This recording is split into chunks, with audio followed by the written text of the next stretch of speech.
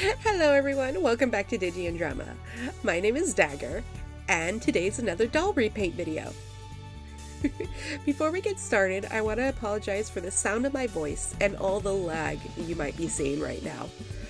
I am recovering from being sick, and both my phone and my internet have been acting up this past week or so, which has made recording very difficult. I think this is take 5 already. So yeah, I do apologize for those things.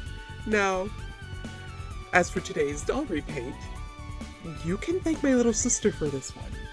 She inspired me to make this doll by showing me a cute little independent animated series on YouTube called ENA.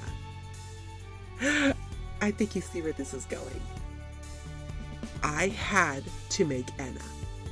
She would be, for me, both a challenge and also a bit easy and relaxing. That sounds kind of weird. Certain parts of her were challenging. Other parts of her were pretty relaxing.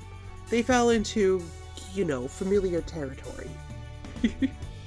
So, without further ado, let's create our own little ENA. Let's get going.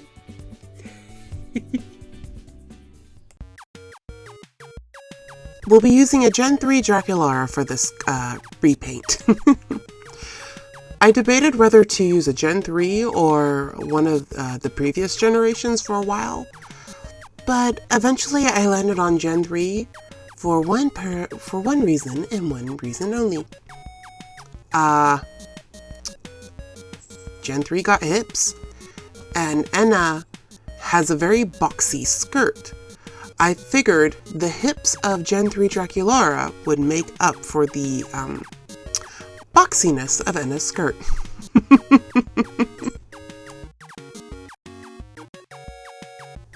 And of course we begin by cutting off her hair. I personally, for a new doll like this, I braid her hair. That way I could potentially use it for a future project. I have yet to do that, but never hurts to have any extra doll hair laying around. And now that her hair's been cut, I boil some water in the microwave, dunk her head in, and soften up the vinyl so I can pop her head off. I sounded a bit too happy about that.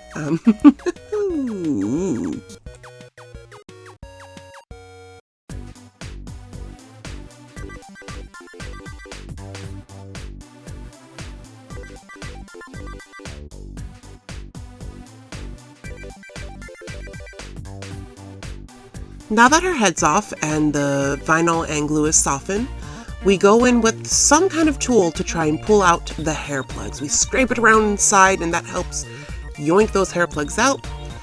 I unfortunately misplaced the tweezers I normally use for this part of the process, so instead of trying to pull the hair plugs out through the neck, I'm just going to cut along the seam of her head and yoink the plugs out that way. Honestly, this is kind of the easier way to do it, but if you're going to be rerouting hair, this method right here isn't the best. I always make wig caps, so this works best for me in this situation.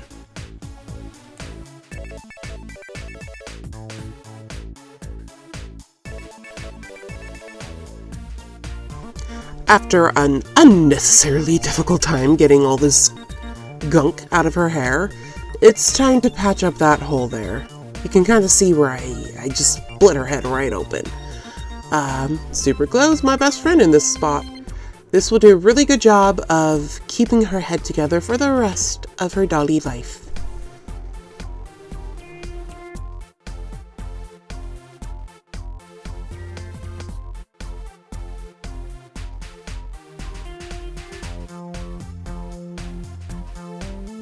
Now that her hair has been taken care of, it's time to move on to the next step, rounding off her ears.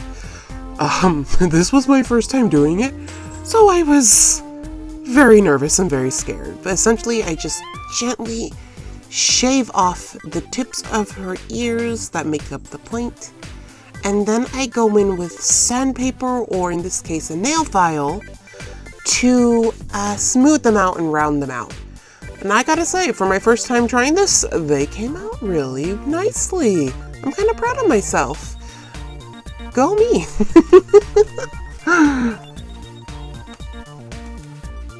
While I have the nail file out, I go ahead and file down or sand down the rest of her body. This will make the paint latch on, stick better? What's the term I'm looking for? Well, you get it. This will help the paint stay in place and hopefully not chip as much.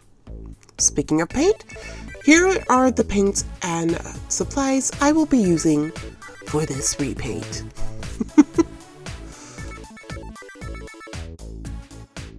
We begin by taking some masking tape and trying our best to make a straight line down the middle of her face, since ENA has one blue side and one yellow side. The masking tape will help us get a cleaner line.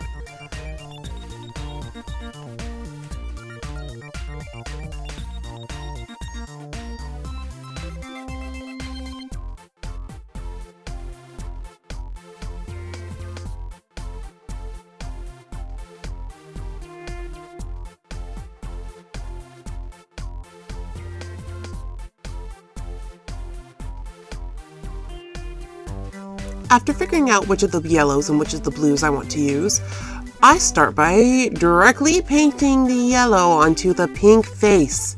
Cause yes, I forgot to prime the face with a primer or a gesso. Because of this, it took a lot of yellow paint to build it up enough to the point where you couldn't see the pink. And even then, I think I failed. So once I have the yellow, once I have the yellow in place on the face, I set it down to dry and move on to the body where I make the same mistake. No primer, so yay, lots of layers. At this point, I'm not too worried about getting yellow on the torso because I can just clean it up a little and go over it with the darker blue. Because, yes, ENA's torso is blue. She's not split evenly down the middle. It's only her left arm and leg that are yellow. The rest of her body is completely blue. And this is where disaster struck. I wanted to see if I can use a different sealant to help protect the face better, but as you can see, all it did was ruin my perfect paint job. It bubbled. So I tried to sand it down, sand off the bubbles, because I've seen other repainters do that. That didn't work either, so I just took off the paint.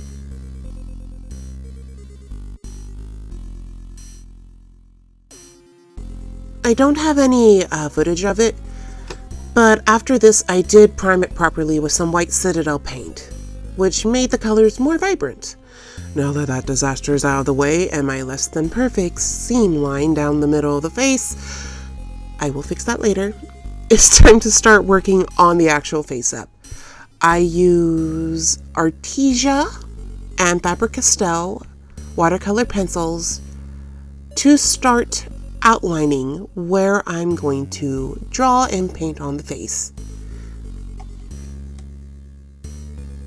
So how obvious is it that I'm not using a script for this?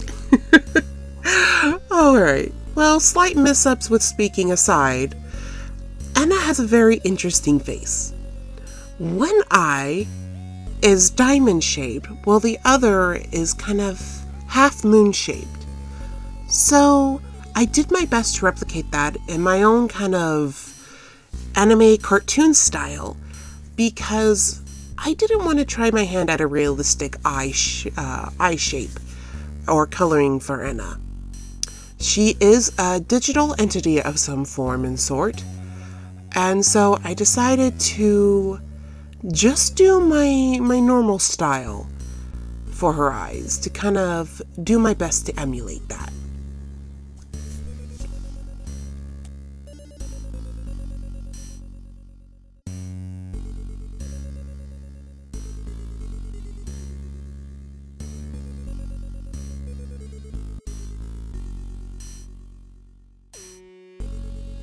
As you can see, whenever I need to make a correction with the watercolor pencils, I go in with a kneaded eraser.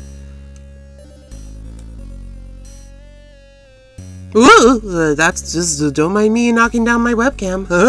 Oopsie, sorry about that.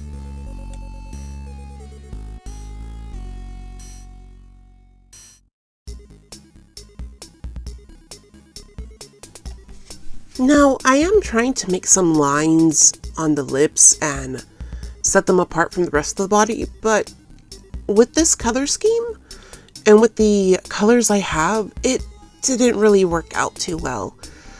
Her lips are probably the part I not dislike. Dislike is too strong of a word. Her lips are probably the only part I'm not too happy with. Next being the shading. Again, it was really hard to shade with these colors. I did my best, like darkening around the eyes to give some depth. And I tried the same on the lips as well, but it just didn't really work out. And I didn't want to use pink for blushing or anything because, I don't know, it just didn't seem like it would work. So yeah, her lips and the shading and the blushing aren't the best, but hey, for my first attempt working with these colors, I think they came out okay. And so I'm pretty happy with the result despite not being pleased with it. Don't know if that makes sense, but that's kind of my line of thought. Whoa, I hit the microphone, I'm sorry.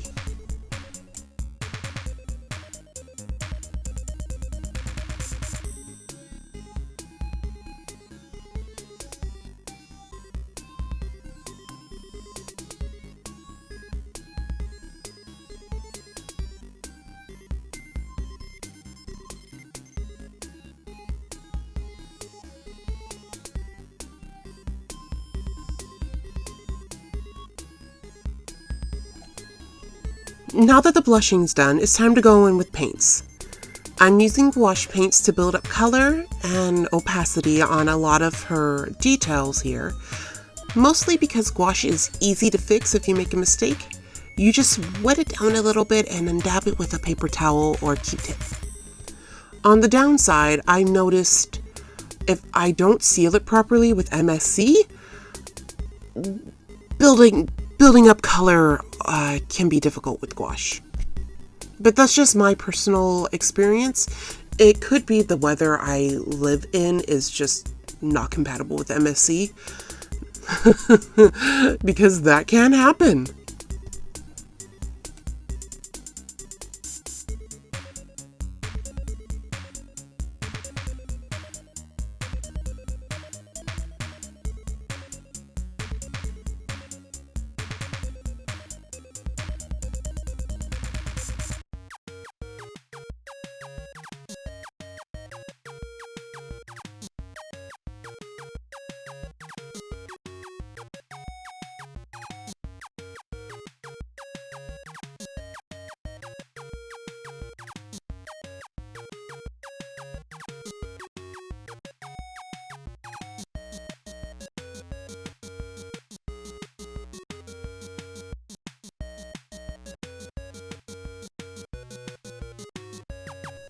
Now it's on to coloring her irises. Honestly, this was not so much a challenge as it was just really awkward, because if we go by some of her sad and angry expressions that appear in the show, her irises are the same color as her skin. So I tried to differentiate them by making them a lighter blue and a lighter yellow. I'm not sure if it worked, but I tried, and at least in person, it looks pretty good. It's hard to see on the camera, but in person, it looks pretty good.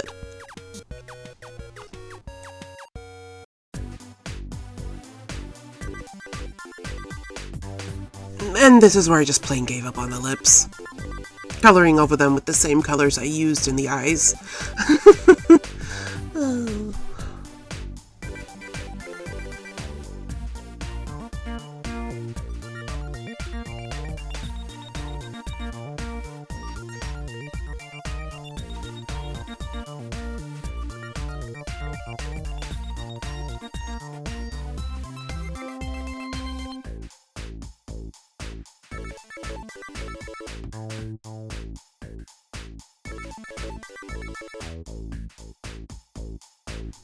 Now it's time to go in with black for the irises and outlining the gray pencil I used with the black paint.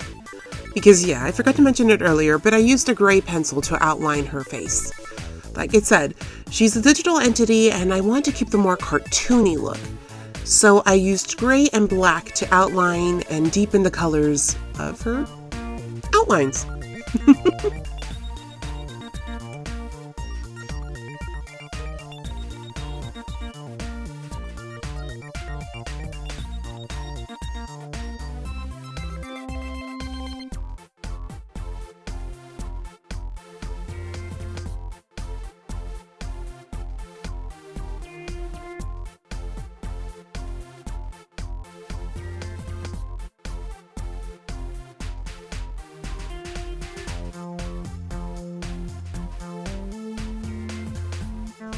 Now that her face and body is out of the way, it's time to go in with some fabric. It's time to work on the clothes. Using this scrap piece of fabric I got from work, I wrap it around her legs and pin it in place. The patterns I have for stockings are for the old gen body, so they're not going to work on Dracula's new body. Her, like I said earlier, she got thick hips and thick thighs. So, after pinning it in place, I just go back and forth with some hand stitching. Just down the length of the body. It's the best way to do stockings when you don't have a pattern. However, this only works if the fabric you're using has good stretch. So make sure you have the stretch going horizontally. That way it will be easier to pull on and off and it won't get stuck anywhere.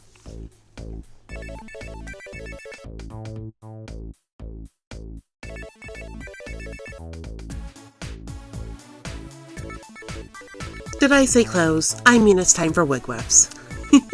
Wrap the yarn around something sturdy, like a very sturdy paintbrush or a toothpick,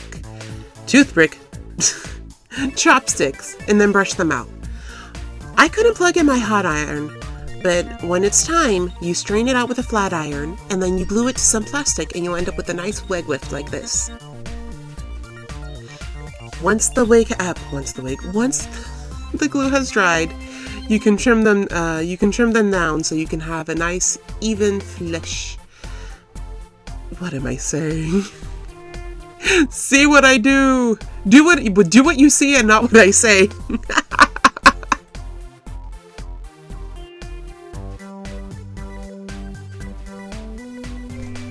Now it is time for the rest of the clothing. So you can see everything I'm going to use here. My fabric, the pattern I made, my fabric fusion glue, my yarn, my thread, and the pattern I will be using. Actually, that pattern isn't the pattern I used because it was actually for an MSD doll and not a Monster High doll. But using the correct pattern, I hand stitch everything together.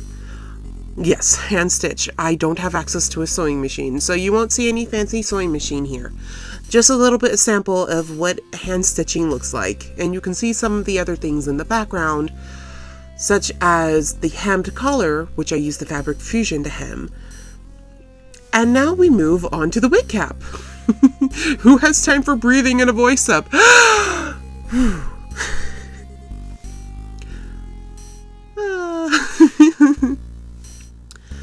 So I put a piece of plastic around the head to protect the doll. Then I put some tulle fabric over that and I secure it in place. And then I use Elmer's glue wall to start making layers. I don't have a good old paintbrush to use, but ideally you would use that to move the fabric and the paint in line. 3 layers to 4 layers of glue will make a nice sturdy fabric. And then mark it in place so you know where the front and back is. Pull it off and trim off the excess tulle fabric.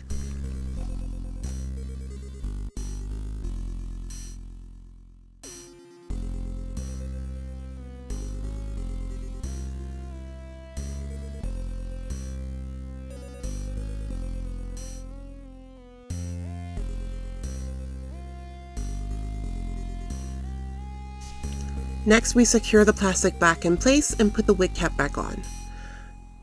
I'm making markings where I'm going to trim off the excess wig cap and also where I'm going to place certain wefts. 2 lines in the front, well, technically 3. 2 for the bangs, 1 for the part between blue and yellow, a mark where her cowlicks are, and marks in the back where I'm going to start layering the wig wefts, which you can see me doing here.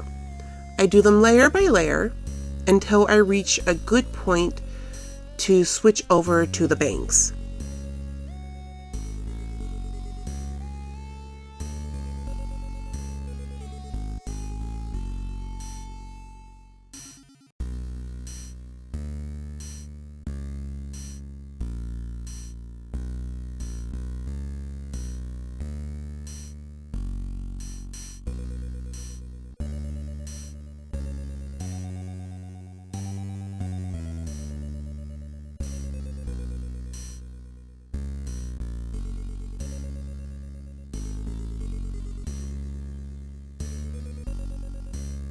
Oh, oops, before I started the bangs, I forgot. I trim each layer as I go just to make styling a little easier. I don't have footage of the trimming because the angle was awkward.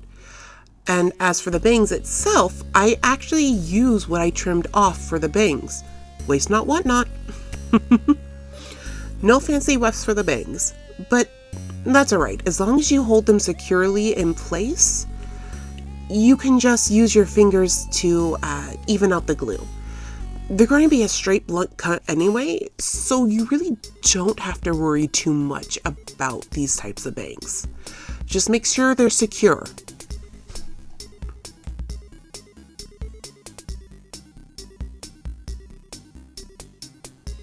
Because of her cowlick, this part was really difficult to do.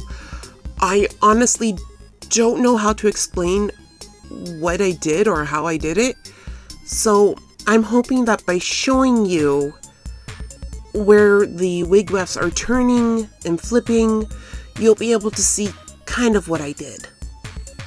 This was also my first time doing, what's the term, a hoge or cowlicks. I think it came out pretty well, but like I said, they made doing her part very difficult.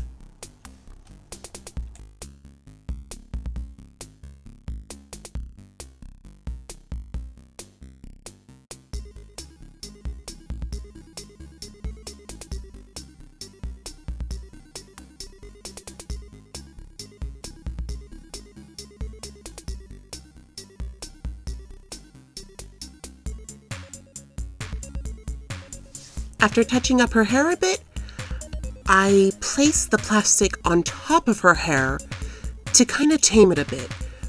Technically, you're supposed to wet it a little bit, but I forgot to do that. And as for her little cowlicks here, I used some watered down Elmer's glue to put them in the right shape and then trim them down a bit once they dry.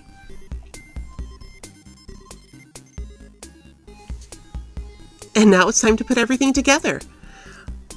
Her beige shirt, I technically made her 2 shirts, a beige and a gray, because her shirt is beige in the show, but kind of gray in concept art.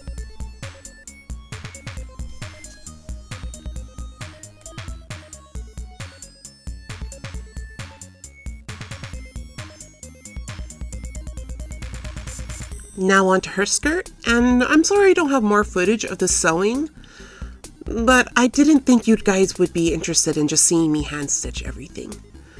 Her skirt was made using a Requiem pattern, and I kind of guesstimated the straps on my own. So they're not the best looking suspenders and straps, but I think they came out okay for a first attempt.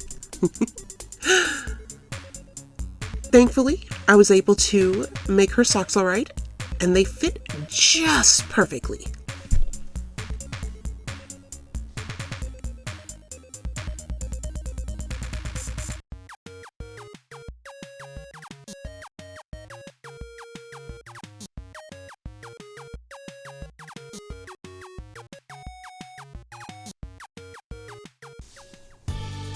And with that, she's done. There are still a few things that need some touch-ups, like some places that chipped around her neck when I put her head back on. But overall, I'm really proud of how she came out. There was a lot of ups and a lot of downs, and some things just didn't come out quite right. But I'm happy. She was a good challenge. Thank you for watching all the way till the end. If you're interested, my socials are down in the description below. Thank you again for watching, and have a wonderful day. Bye-bye!